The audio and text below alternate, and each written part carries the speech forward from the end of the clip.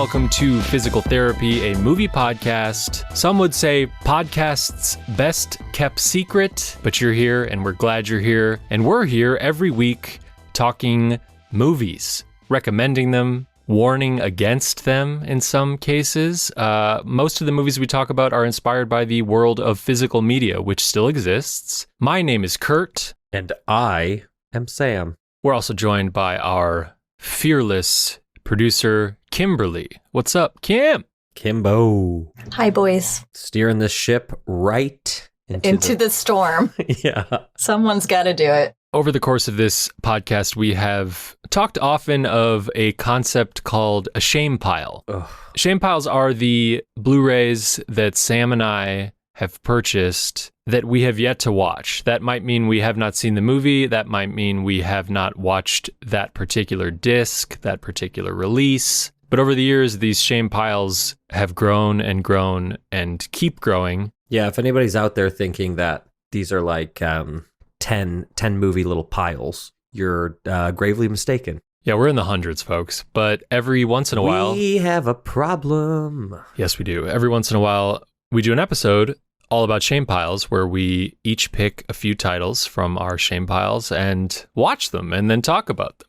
Tonight, we're doing just that and focusing specifically on action movies. Samuel and I have each picked 2 titles apiece that we're going to reveal to each other and talk about. And then we're going to sit down and virtually watch a third title that we will reveal later. Oh, yeah. Yeah.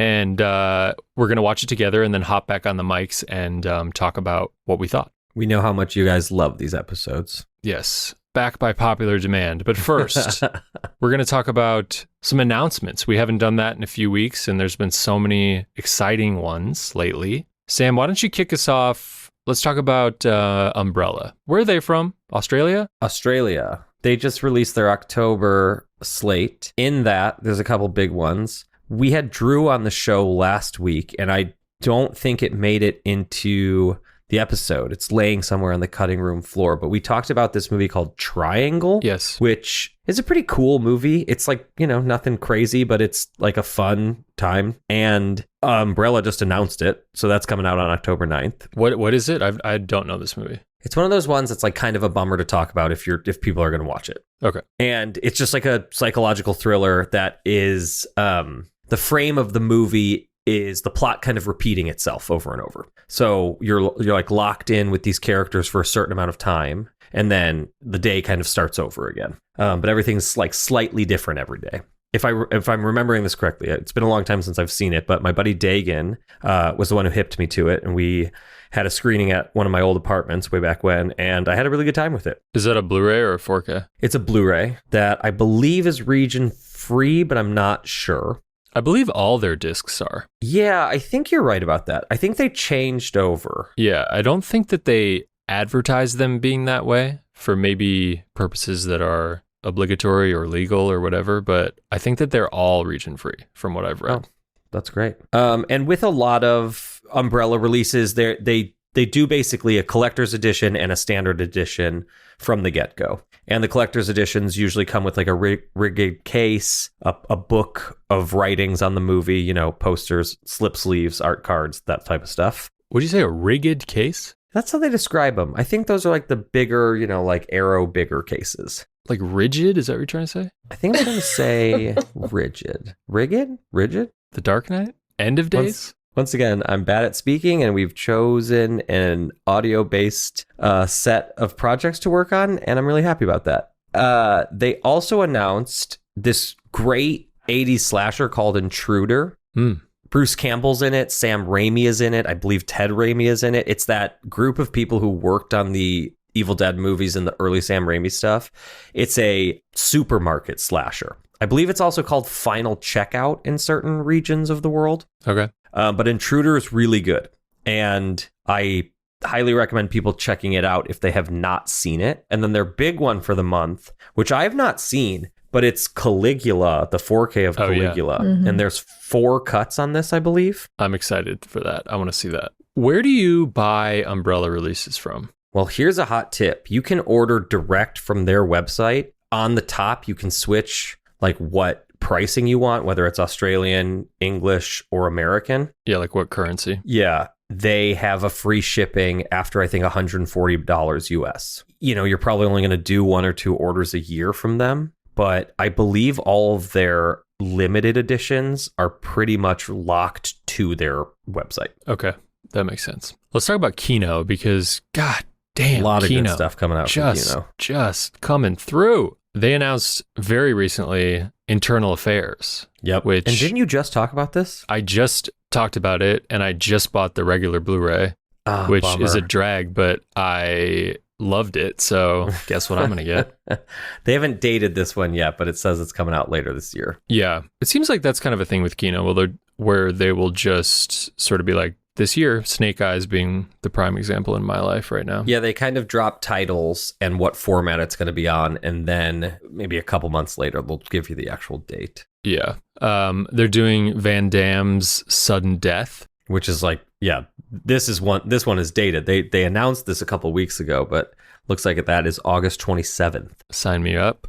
Can't wait. I've not seen this one. I'm so in, though. They're doing 2 by Jean-Pierre Melville in 4K, Le Doulos and Bob Le Flambour. How's that? Bob the Gambler, I believe is the translation. Le Doulos is awesome. I have not seen Bob the Gambler. I believe it's Les Doulos. Le Doulo? These don't have HDR, unfortunately. FYI, everyone. Jean-Pierre Melville is just like this incredible French 50s, 60s director of some of the best kind of crime gangster movies you'll ever see. So anything he does is exciting. Kino's doing both of those in 4K. Sam, how familiar are you with the Kino Cult kind of sub-label of Kino Lorber? They've done, it seems like a lot of announcements lately, and they're all like creature movies, like Bug, Giant, Insect, Kingdom of the Spiders, you know, whatever. You know what's interesting is that for as much as I really love that type of stuff, I don't think I own any of the sub-label of Kino Cult. There doesn't seem like there might be that many because these announcements are, the spines have numbers, you know, like for how they're many. like 10 through 15 or something, right? Yeah. So I'm not sure how recent these are or if they just have been picking up speed on them or what. Yeah. So I think I've seen Squirm, which is one of the, you know, worm bug movie that they announced. I've definitely seen Kingdom of the Spiders, which is a William Shatner movie, which I can tell you rules without a doubt. Oh, shit. Frogs, I've seen scenes of. Frogs! Which is just one of the classic posters, like a big old frog on it with a human hand hanging out of his mouth. Hell yeah. Empire of the Ants, I don't know, but it's based on an H.G. Wells story. And then The Food of the Gods looks to be another H.G. Wells story with like a giant rat. So I'm on board for all of these. Like I'm staring at all the covers, looking at all the pre-orders right now, and I definitely want to just scoop them all up. That could be a fun episode. Yeah, Just without all a doubt. 4 of these. It's 5 of them, but yeah, let's go. Let's fucking go, dog. We should highlight Severin is announcing their titles for their July summer sale. They kind of always do this. They put out 4 to 6 new titles, and then those aren't on sale, but everything else on their website ends up being. Their big release this time around is Dario Argento's Opera, which will be a 4K UHD. I believe that there's 2 cuts of the movie on there, CD soundtrack with it. I am excited. I actually just got a $10 off coupon from Severin, so I think I'm going to use that on Opera. What's up with Opera? Like, how does it rank? It's in 1988. It's, in my opinion, his last good movie, his last kind of watchable, fun giallo. Okay. It's pretty intense. There's some really, really cool camera work in it. I think it's got one of his most like technically proficient scenes I've seen in one of his movies. But yeah, it's fine. I recently rewatched it. It's not one of my top 5 of his, I would say, but I think it's definitely worth watching. Criterion. Yeah. The one that I am most excited for is a 4K of Todd Solondz's Happiness. I can't believe they are doing this. This is pretty wild. Well, they did the sequel. Which is what? Is it called Life During Wartime? Oh, I've never seen that. Yeah, they did that a while ago. But Happiness, I don't remember kind of the specifics. I just remember how uncomfortable it made me and Yeah. how much of kind of a standout Philip Seymour Hoffman performance it has within. I have not seen it since college.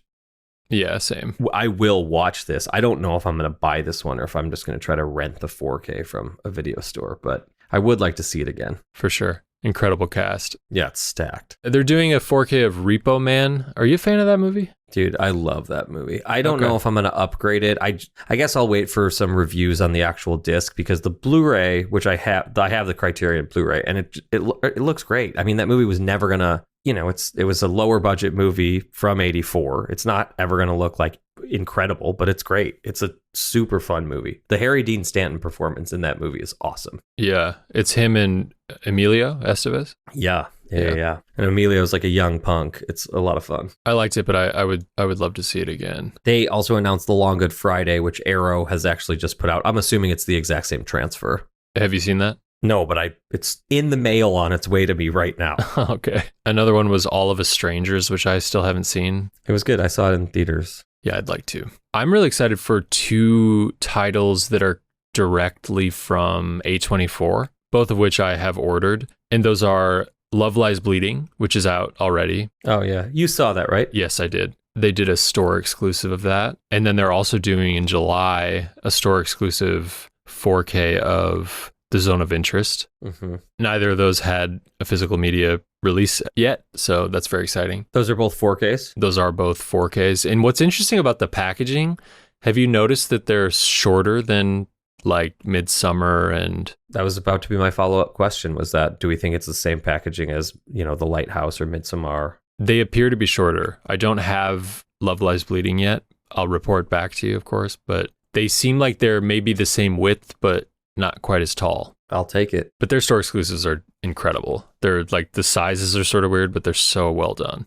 Yeah, I agree with that for sure. Did you end up getting Stop Making Sense? I did. Is that a taller case as well? It is, yeah. Okay. I recently watched that. It's very, very good. I'd like to see that new transfer. I didn't get to see it in theaters. I've actually never seen that movie either. Oh, wow. It's such a good time. That's Jonathan Demme's concert performance of the Talking Heads. It's so great. In that same order as Love Lies Bleeding, I ordered their version of Everything Everywhere All at Once, which is another one of those big ones. I don't have that in physical media, so I'm excited to revisit that. How about Shout, Scream, Shout, Scream Factory, Shout Factory? We heard a lot of titles from them. The biggest thing that I saw from them that I think is going to be really fun, because I think it's really underrated, is Death to Smoochie. So exciting. So fun to have that finally on Blu-ray. A Danny DeVito movie with Robin Williams and Edward Norton, you know. It's basically like an R-rated Barney, like behind the scenes of Barney.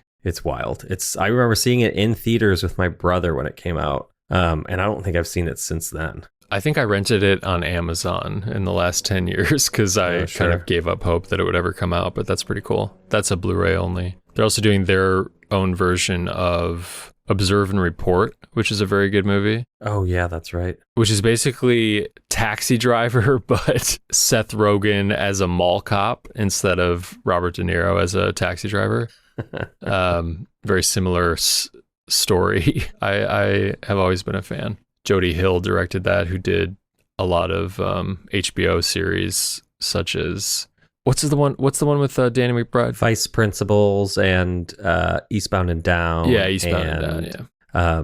Righteous Gemstones. Like he's a part of all of those shows. Yeah, very talented, very funny. They're also doing a trilogy box set of the Bill and Ted films on 4K, which is awesome. Bill and Ted's Most Triumphant Trilogy, to be specific. I'm excited to pick that up. Hell yeah. I never saw the third one, so I'm gonna Yeah, I think we'll have to probably do that as an episode, Samuel. What do you think? Yeah, I'm in, man.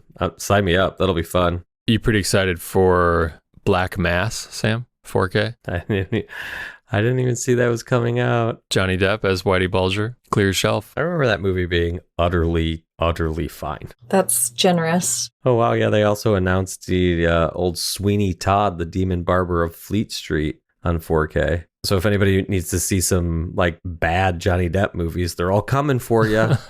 There's a new 4K of Game Night. I kind of want to get that. Game Night rules. Yeah. Did you see Game Night, Kim? No. Oh, no, I missed that. I've heard it's good, though. It's basically like a comedy version of David Fincher's The Game. Yeah, kind of. Yeah.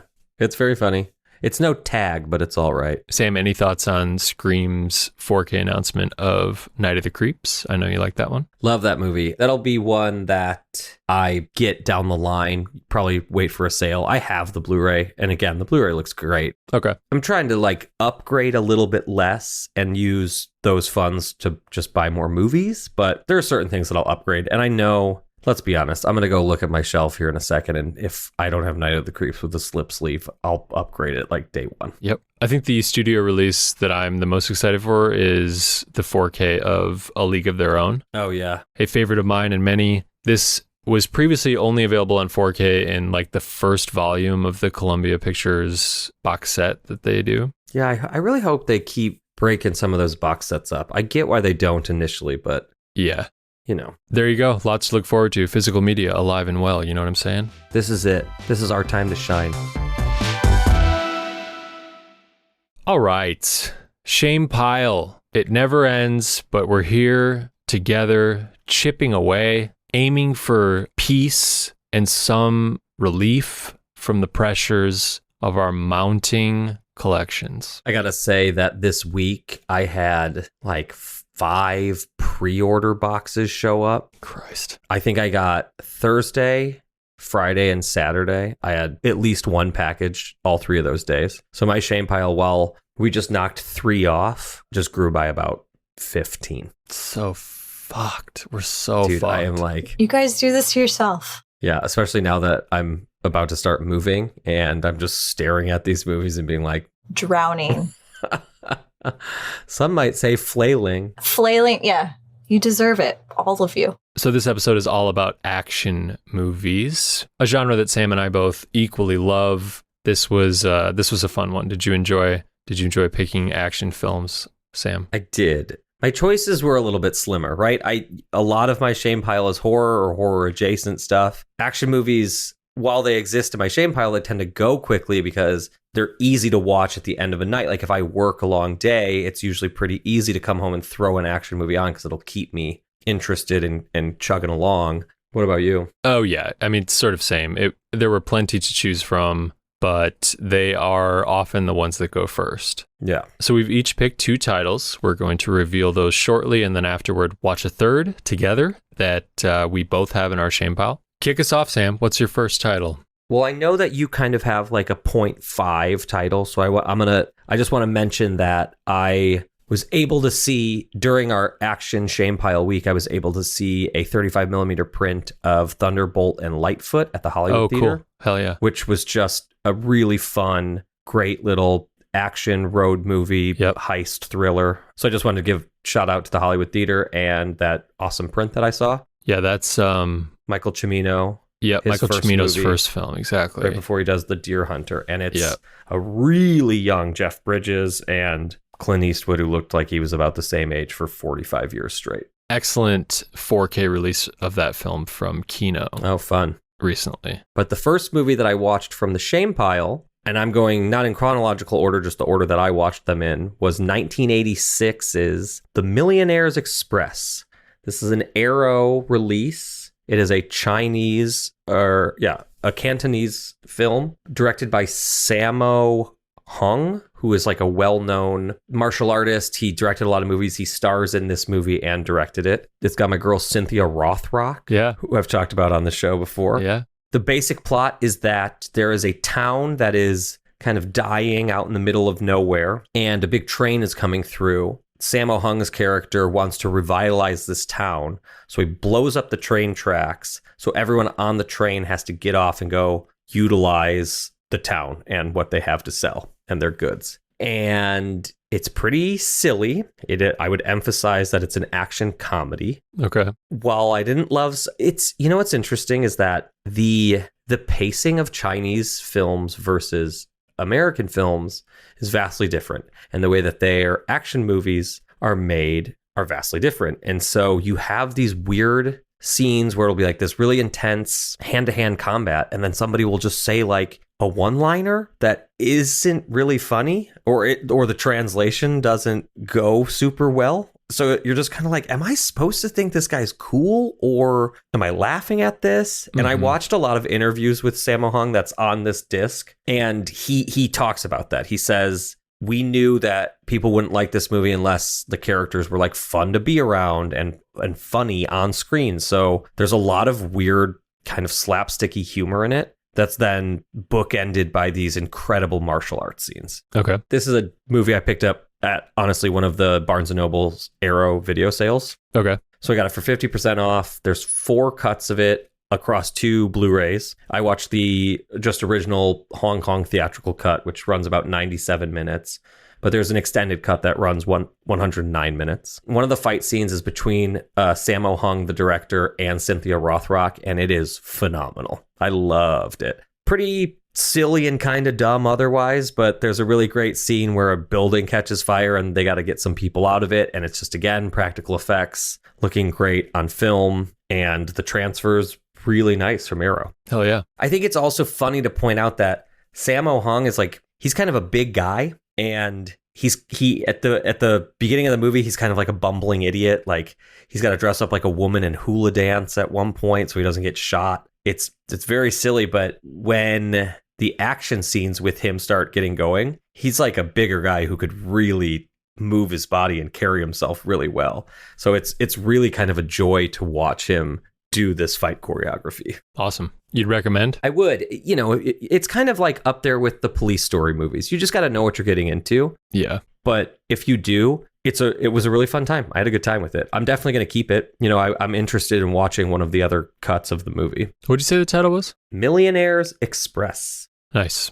Well, congratulations. It's out of your shame pile. It's out of my shame pile. We did it. Another one bites the dust. The first one I'm going to talk about is a 2023 film that's near and dear to my heart called Plane. Oh, baby. Plane stars Gerard Butler as Captain Brody Torrance, who is a commercial airline pilot flying on New Year's Eve out of Singapore and eventually to Honolulu to see his daughter. He is the captain of the plane, and that plane has an electrical malfunction and has to emergency land in the middle of the Philippines. It's not a very full airplane, given that it's late at night, New Year's Eve. There's probably, 25 people on board, including the crew. And Captain Brody Torrance makes a miraculous landing on an island that happens to be without government, without law, and run by sort of separatist militia bad guys.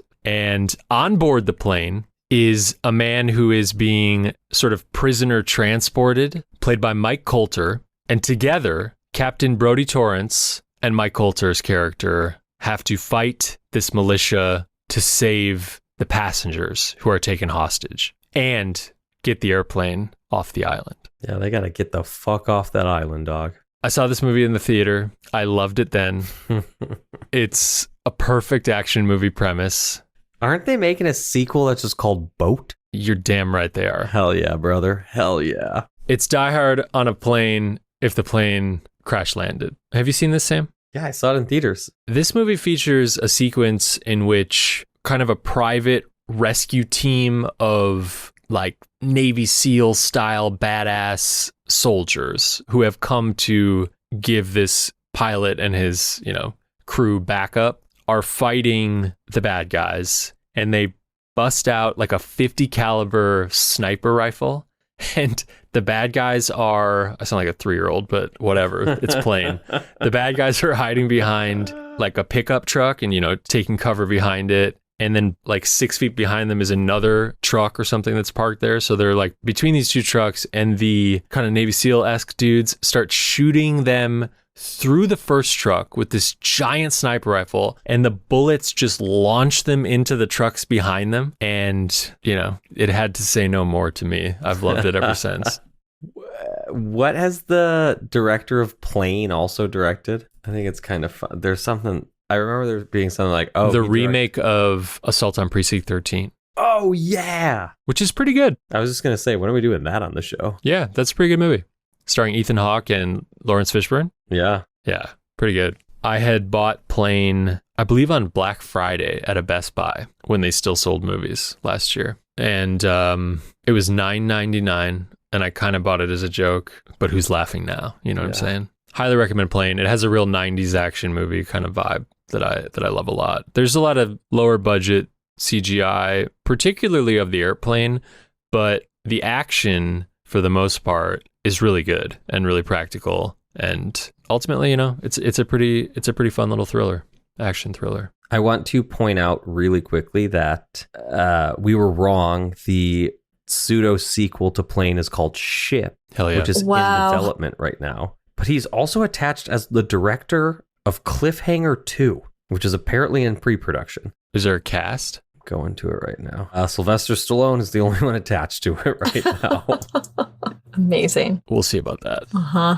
Another thing I really like about Plane is the airline hires a fixer to help find the plane, who's played by Tony Goldwyn. Yeah, that's right. That's right. It's just a great character actor. You know, he popped up in Oppenheimer most recently, and he's the one that's sort of like hiring this Navy SEAL kind of contract military dudes to come help out Brody Torrance. Yeah, he plays the great like man on the phone role. Exactly. He's excellent at it. Plane, underrated. What do you got, Grind? What's next? Okay, so I was sticking with Arrow through this whole experiment. Cool. And I chose a 1972 movie called Fear is the Key. Yeah. Great cover. Great cover. How was it? Dog.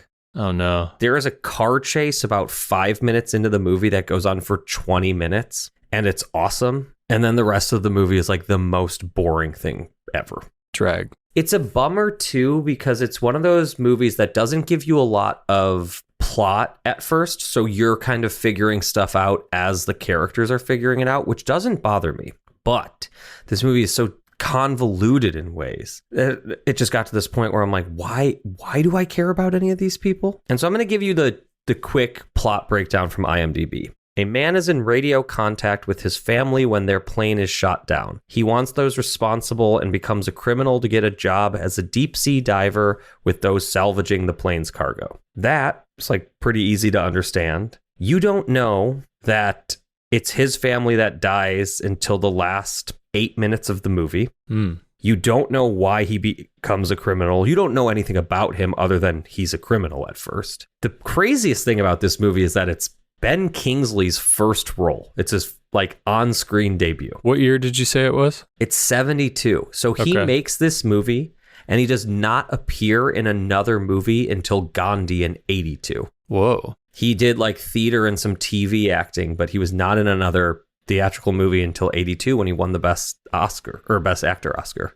Does he have hair in it? Yeah, it's like this thin, bad hair. Wow. I started watching this last night and honestly got too tired and fell asleep. So I finished it up this morning. I was so into it with the car stuff. And I thought this was going to be a movie. Part of the reason I brought up Thunderbolt and Lightfoot is that I thought this was going to be a movie more so like that. Okay. Where it was like, I'm going to see a lot of old school, cool car stunts and a cool chase. You know, it's going to be a road movie. And then when they start going underwater, I was like, yeah, I don't care really at all. One of the fun things in it is the lead actress, Susie Kendall, is in Torso, which is a pretty well-known giallo that I like a lot. So it was fun to see her pop up in this. Are you keeping this one? No. I will definitely be selling this off. You know, maybe show somebody that car chase because there is some really cool stuff in it. But it also goes on for long enough that you're like, okay, like, is anything else going to happen in this movie? The Fear is the Key as the title is like just grossly. I was like, what is this referring to at all? Like, it's a good title. It's a great title. It's a great title, but I don't really know what it has anything to do with the rest of the movie. It's a Hail Mary. Yeah, and it's the tagline is so great. In the right hands, fear is the deadliest weapon of all. But okay, it's just like so a little bit of a letdown, honestly. I expected a little bit more from it. Yeah, I've circled that, so that's good to know. It's such a good cover. Yeah, it's great. And you know, I got it when it still had a slip sleeve and everything, and just kind of bummed, really. And it's not, you know, there's worse movies you can watch. There's worse movies you can spend your time on for sure. It just ultimately fell a little flat for me. All right, yes. So as you alluded to, my next pick is sort of a 2-for-1 or a 1.5. The reason for that is because I was certain that one of my picks for this episode was going to be Kino Lorber's 4K of John Woo's 1993 action film starring Jean-Claude Van Damme called Hard Target. Hell yeah, dude. Hell yeah. Hell yeah. I'm not sure I'd ever seen a Jean-Claude Van Damme film, Sam. Really? Not like a proper one. You know, he's in like Expendables or something, right? I think the second one, yeah. Yeah, I probably saw that, but I've never seen Sudden Death. I've never seen Bloodsport. And my first question to you is, does his hair always look like it does in Hard Target? No, but it's insane looking in that movie. Some of the worst hair that in the history of hair. Mullet. It's really bad. It's like on par with Nick Cage's in Con Air, but like longer and curlier. It's way worse than Nick Cage's in Con Air. Hard Target is a movie about... Well, it's basically like The Most Dangerous Game, that short story where people are being hunted by the rich. Yes. Lance Henriksen plays the villain, who people would know from many things, including Aliens. And he essentially runs a service where the ultra rich can pay for the experience of hunting a human being. In the beginning of the film, we see someone successfully hunted and killed, and that person is sort of like a unhoused veteran in New Orleans. And his daughter shows up shortly thereafter looking for him and meets Jean-Claude Van Damme and sort of enlists him to help her find her missing father. And then it doesn't take long for Lance Henriksen, the villain, to be hunting Jean-Claude Van Damme. This movie has absolutely slam-banging, practical, explosive action. It's nuts. Everything you want from John Woo is here. Kind of at the top of his form, really. Yeah, zero restraint. Like, we're dealing with a very silly plot, a very silly actor, and John Woo is just having a ball. There's a sequence in this movie where Jean-Claude Van Damme kicks like a drum of gasoline at a guy's face and then shoots it before it hits him, and it explodes, and that guy goes flying through a window, for example. There's also one of like the big bad guys has a crossbow or a bow and arrow. Yes. And so there's a lot of great like arrow stuff in this movie. Yep. You know what we haven't mentioned yet? My favorite part of this movie is Wilford Brimley plays a Cajun man. It's wild. Like living in the bayou with the most insane accent of all time. I'm still processing Wilford Brimley in this film. It's some next level shit. Him in particular. Where does the climax take place? It's in it's in a Mardi Gras warehouse. Yeah, a Mardi Gras warehouse. So there's all this crazy colorful glitter and costumes and floats that, go through the city. It's hilarious. It's a hilarious place for the climax of that movie. It's really good. Just like a huge shootout for a half an hour among, confetti covered floats and it's Jean-Claude like doing all his stuff that he's known for, right? The splits, his kicking, he looks great. His arms are huge in it. He's like riding a horse. He kicks a guy off a motorcycle. Do you remember that? Yeah. This dude's like speeding at him on a motorcycle and he just like high kicks him off of it. So Hard Target rules. And I thought that would be my pick, Sam. Oh, so that was your 0.5 pick. That's my 0.5. Okay. All right. I chose, having just watched Hard Target, as an opportunity to pull another John Woo film out of my shame pile that I was certain sucked. And let me tell you something, Sam. Let me tell you something. If you're about to tell me what I think you're about to tell me, dude. John Woo's 2000 How dare action you. Film. Don't you dare. Mission Impossible 2. Oh my God. Is sick. Motorcycle fight scene. Dude, MI2 is very underrated. I put this... Okay, so I had seen this in the last 10 years. I watched it with our buddy Joel. Both of us were like, this movie totally sucks. And I kind of left it at that. And then our dear friend Sammy, who's been on this podcast, before the last Mission Impossible came out, she was sort of singing the praises of MI2. And I bought it on 4K because of that and decided I need to revisit it. And I put my headphones on the other night, locked in MI2, directed by John Woo, written by Robert Towne. Wow, really? Who also wrote the first one. Yeah, he wrote the first one. And of course, Chinatown, one of our great screenwriters. Argued as one of the best, if not the best, really in history. Yes. And here's the thing. MI2, as a follow-up to Brian De Palma's Mission Impossible, is, I don't know if it's disappointing, but it is so kind of off key from what you're expecting that when compared to MI1, MI2 is bad. Yeah, sure. MI2 as just a movie, just a straight up action movie, is fucking awesome. Great premise, really good action in it. Dude, Jean-Claude Van Damme kicking people is nothing compared to the amount of people who get kicked in the face by Tom Cruise in this movie in real stunts. Like Tom Cruise, if you took a shot every time Tom Cruise drop kicks, high kicks, flying kicks, etc. kicks someone in the face in this movie, you'd be dead. You'd straight up die. It's amazing. And he's got this like absurdly long hair that's just like flying around in slow motion every time he's kicking somebody. Yeah, I mean, this movie, the iconic ending of a motorcycle chase is really good. They're like doing front wheelies and shooting at each other as they're like spinning so around. Insane, dude. It's insane. But it's a pretty cool premise. It's about like a chemical, end of humanity, virus that's created, and then an antidote as well that's been created, and kind of villainous powers are trying to sell this disease, and Tom Cruise is of course trying to stop that from happening. Really, all I remember from it is the like opening scene on the plane with the masks and very Dark Knight Rises. yes, That, and obviously him climbing the cliff is very iconic. Is it okay? Because I remember the music video. Metallica? Is it to that Metallica song or the No. Limp Bizkit song? Not in the film. Damn it. Metallica is in the end credits.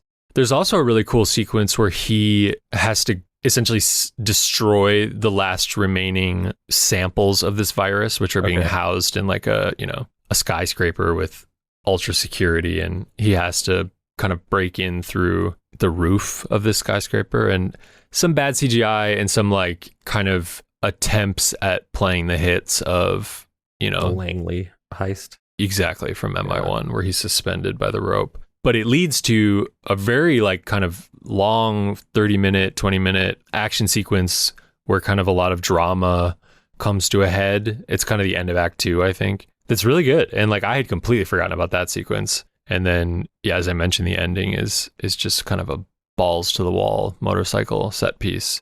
This is a prime example of a movie where my expectations were so low. Yeah. And it's just such a delight sometimes when that happens and you go like, oh my God, I'm into this. Yeah, I'm having a much better time than I thought it was going to be having. Yeah.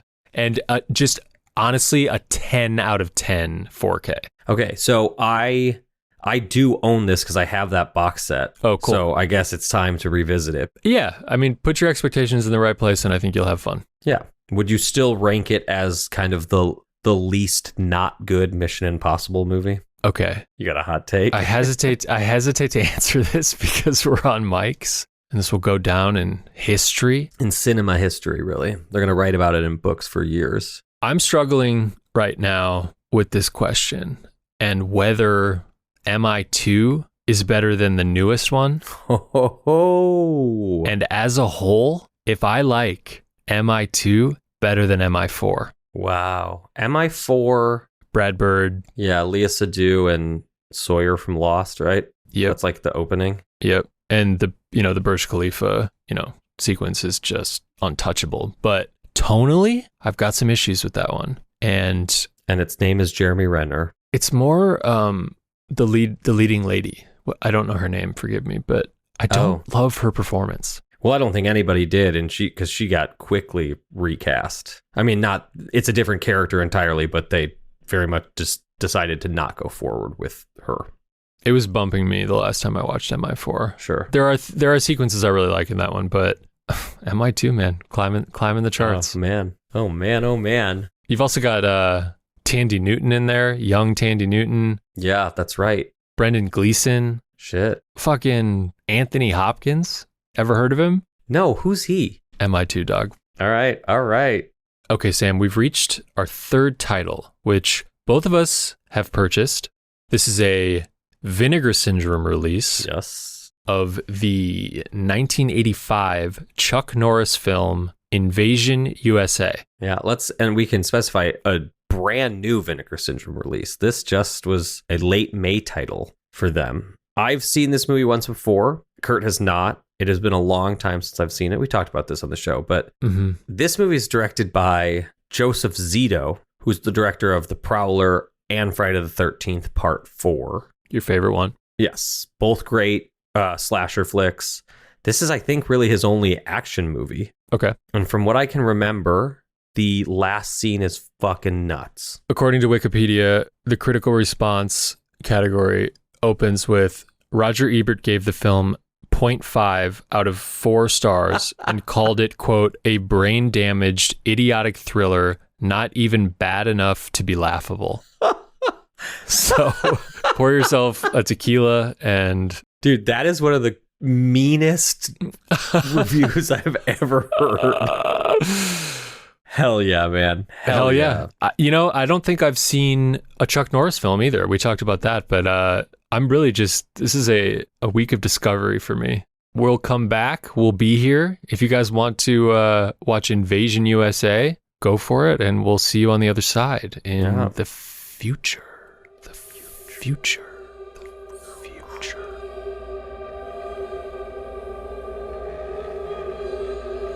Okay, we're back. We are back. We are so back. Dude, I just want to start by thanking you for talking me into buying that movie. Oh my God. What an absolute... It's an A+. Yeah, it's maybe one of the worst movies I've seen in a long time, and it's still an A+. What's this? Tell people what this movie is about. Okay. There is a Cuban Russian militia that invades Florida using like landing crafts from straight up D-Day. Yeah. They literally say they're 40 years old. Yeah, in the 80s. So D-Day. So 40 years before this movie was made was D-Day. And so they start taking over like little bits of Florida. It's a weird movie because it's just like action vignettes. There's no real like plot line through. Yeah, it's action scene after action scene straight up for 2 hours. It does not stop. And what a fucking ripper it is. I mean, I will honestly say, while this movie is goofy as all hell, beautiful cinematography, incredible practical explosions, and practical set pieces. There's more squibs and blanks in this movie than straight up this millennium. Yes. So, okay. So, yeah, we hinted at it before, but this is a movie. There's a Cuban Russian militia and they invade Florida, and there's only one man who can stop them, and it happens to be Chuck Norris, who's living in the Everglades. They invade everywhere, though. They get in trucks and go to... It's like a Florida, Georgia movie. It's insane. Yeah, you only really see Florida and Georgia, but they're everywhere. They're invading USA. Yeah, but Chuck Norris is only in the Everglades. The kind of the lead bad guy Chuck Norris has history with. We don't really ever get a lot of what that history is other than a flashback dream sequence. The lead bad guy is like, hang on, everybody. We have to put invading USA on pause and kill Chuck Norris, because if we don't do it, I have a feeling he's going to show up and screw things up. So, and this guy fucking looks like a Moten Joe from Mad Max. He looks like Rutger Hauer.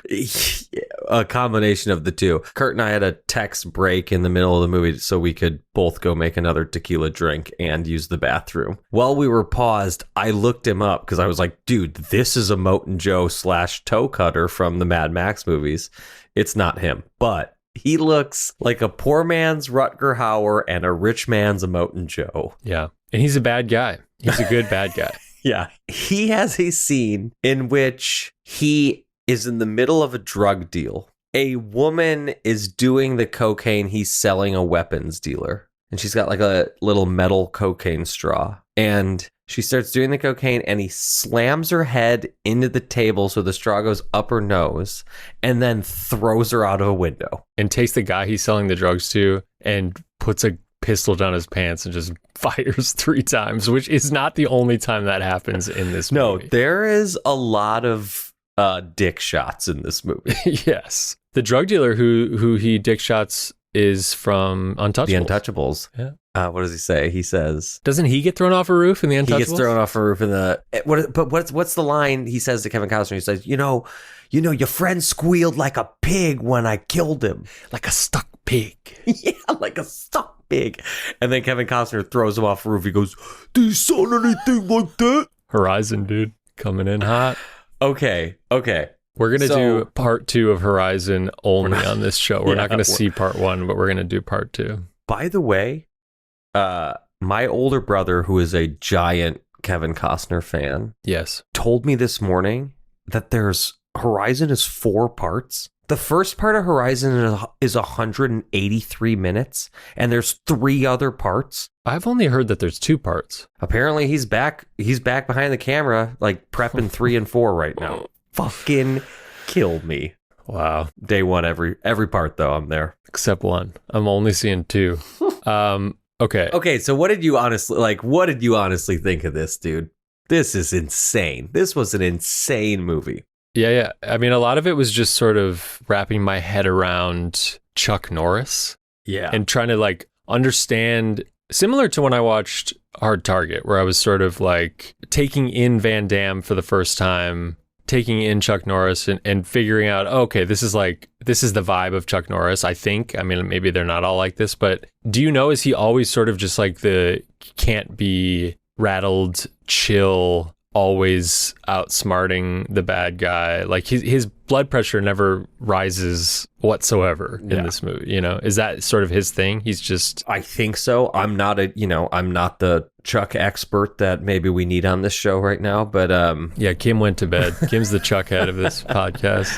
I looked it up and it seemed like this was the first of a 6-picture deal Canon did with Chuck Norris after the massive success of Missing in Action 1, 2, and 3, which are his, like, he's a Vietnam vet and he's got to go back to Vietnam to rescue a bunch of soldiers who have been missing in action. Okay. And I think those 3 movies were insanely successful. And so he got this 6-picture deal with Canon, which is like, you know, well known as one of the, however you want to qualify it, but like a terrible film studio.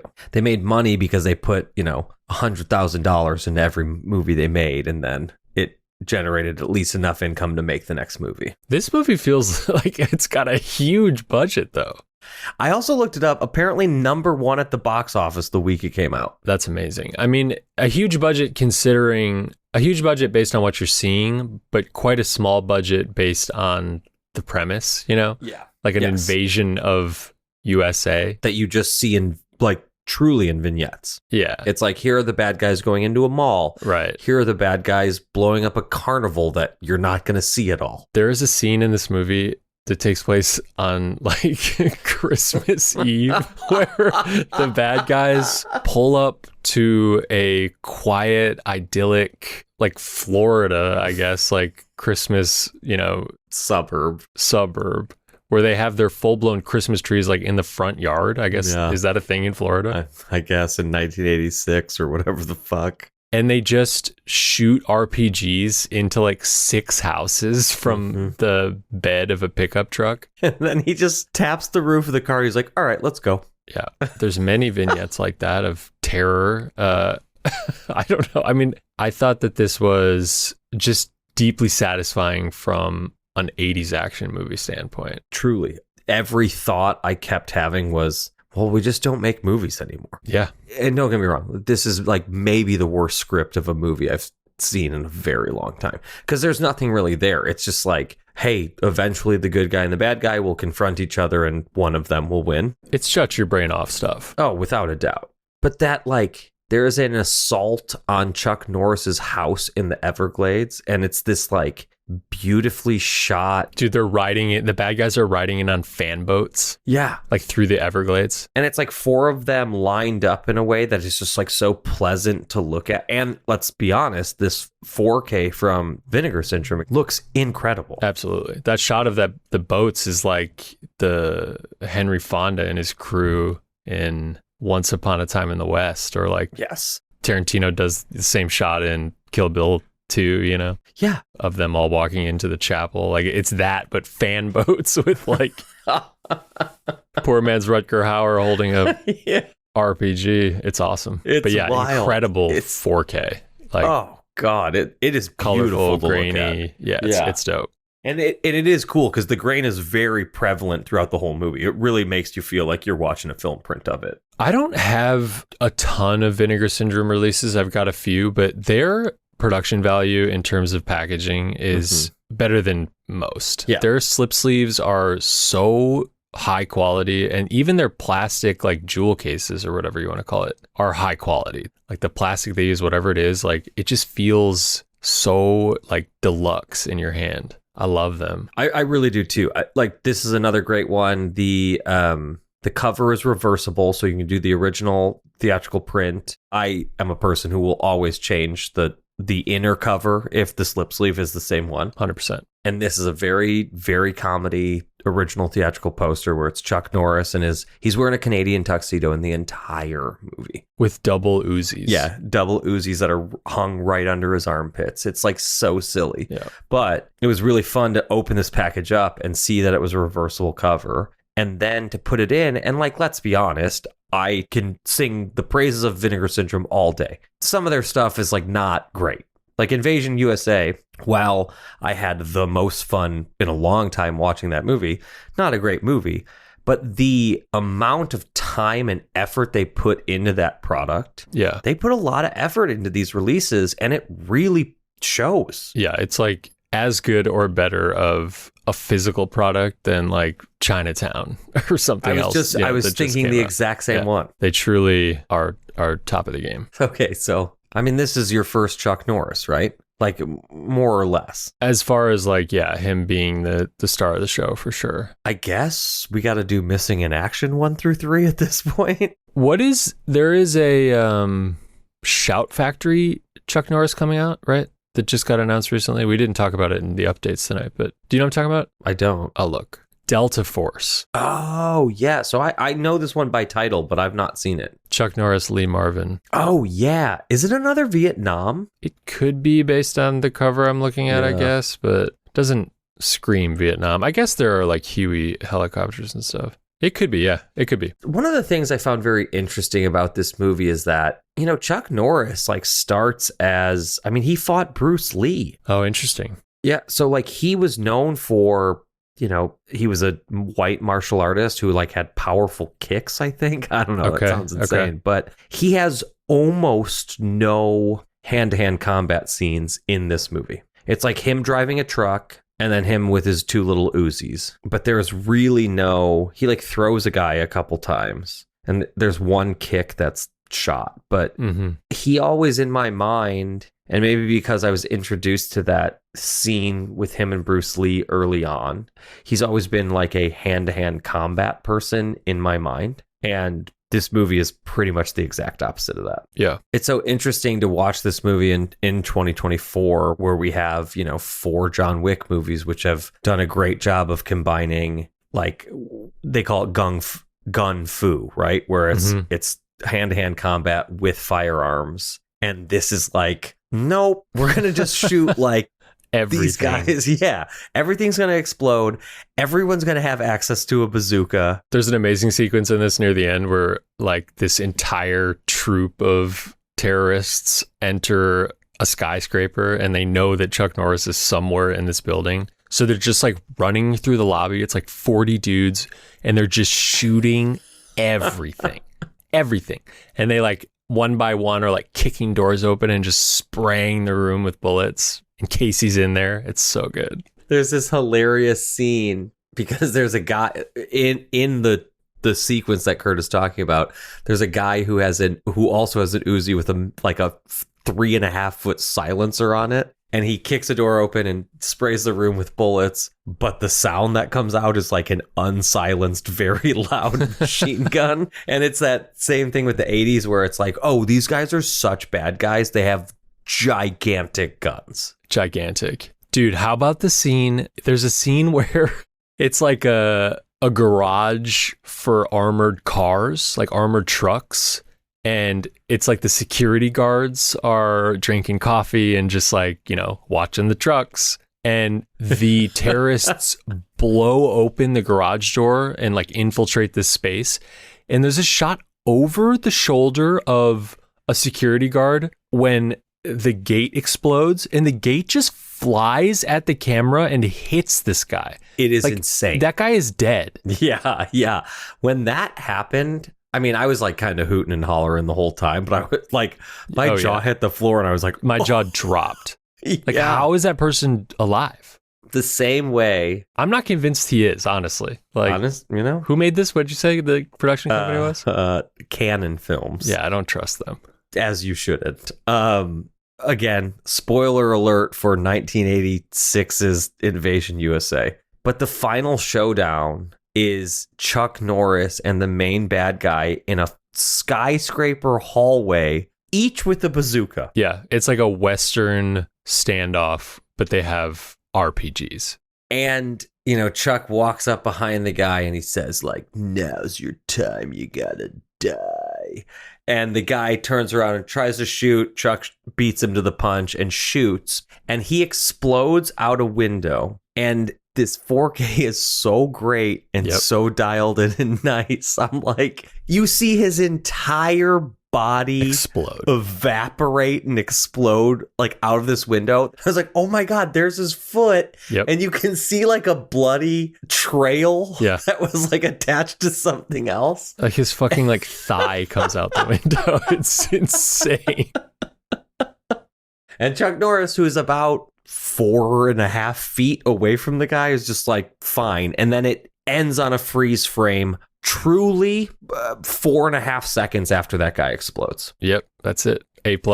Masterpiece. Fucking wild, dude. If you own a 4K player, buy this movie right now. Without a doubt. Like, you know, get it while they still have the limited slip sleeve on it. This is a knockout purchase. It looks beautiful. It sounds great. It is so dumb and awesome. I did a little bit of research, and critically this movie's fucking hated. Yeah, I mean, Ebert. Well, and that's one of the nicer ones. Damn, justice for Invasion USA. Dude, sign me up.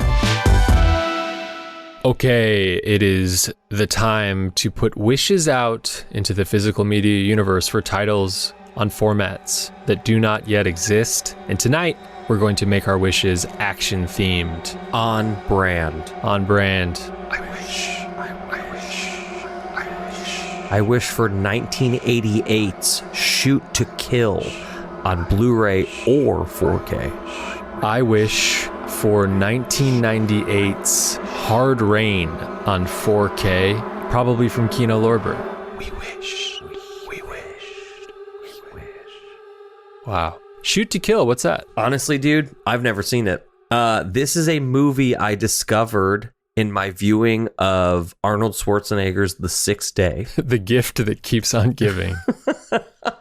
This is a movie directed by the same director, old Roger Spottiswoode. Oh, yeah. Stars Tom Berenger and Sidney Poitier. The premise on IMDb is an FBI agent teams up with a tracker to pursue a murderer after he vanishes into the mountains and infiltrates a hiking group. Dope. Fucking yeah. Is it on Blu-ray or no? No. It's like one of those ones that I when I was looking up Roger after seeing The Sixth Day, I was like, you know, what else has he done? What is Shoot to Kill? And I started reading some stuff about it, and I was like, this movie sounds really great, and it doesn't really exist on physical media. Damn. And, you know, kind of like the going through Arnold's filmography and watching a lot of his movies, I have been doing kind of a more quiet Tom Berenger rewatch of stuff that I've not seen of his. Okay. After seeing Damn, you're moonlighting on like a Behringer pod? yeah, dude. Damn. After I saw The Big Chill, I was like, yo, Tom Berenger Yeah. was like super great. What's up with, you know, I just hadn't seen a Inception. lot of his movies.